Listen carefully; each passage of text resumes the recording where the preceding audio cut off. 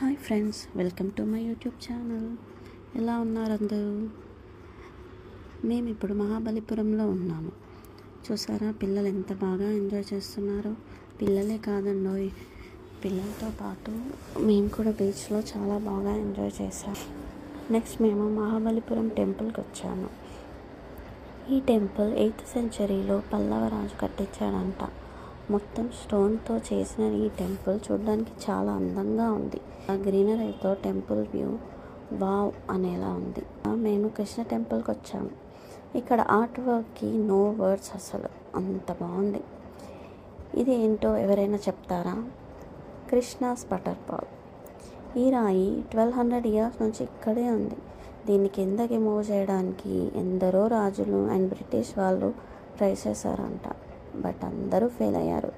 మీరేమైనా ట్రై చేయాలనుకుంటే వచ్చేయండి మహాబలిపురం.